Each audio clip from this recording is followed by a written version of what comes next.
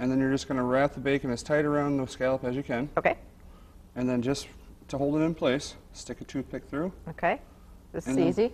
Yep. And what we're going to do is set them right in the pan here. Okay. I'll bring the pan over closer. All right, so you get the idea, and if you've got company coming, this is something you could do, way ahead of time. This is something way ahead of time, yep. You can sit in there, the more time it sits, I mean, you can do it the night before even.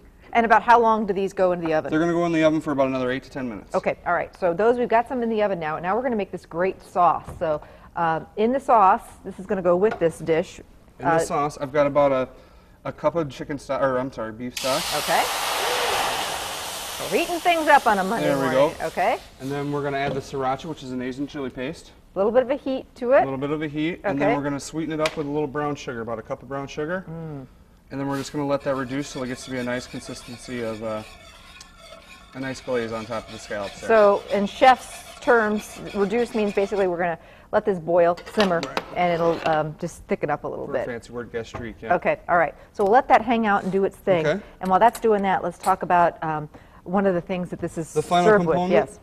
Yes. We've got poached pears, champagne poached pears. So what I did is I went ahead and poached the pear in champagne, a little bit of sugar. Okay. Almost candied as a pear.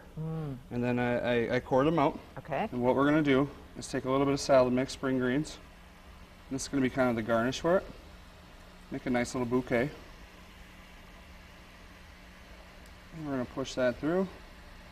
And that sits right on your plate with you. Oh, gorgeous. And we'll show you how it all plates together. Anybody could do that. Sure. So some of the other courses, I've got the menu right here. And again, let's put up the screen. It's Sunday, September 16th. Cash bar starts at 5:30. Dinner begins at 6:30. So we're all going to meet up there. And again, this is just north of Sturgeon Bay in Carlsville. It's about 45 minutes away. About 45 minutes, It's a beautiful drive, so a great way to spend a Sunday. And our first course are the bacon wrapped scallops with champagne poached pears. Second course, we're moving on. Could you describe that, Chef? Sure. It's a Rice Krispie crusted Chilean sea bass. How fun! Yeah, a little twist on some old Snap, Crackle, and Pop.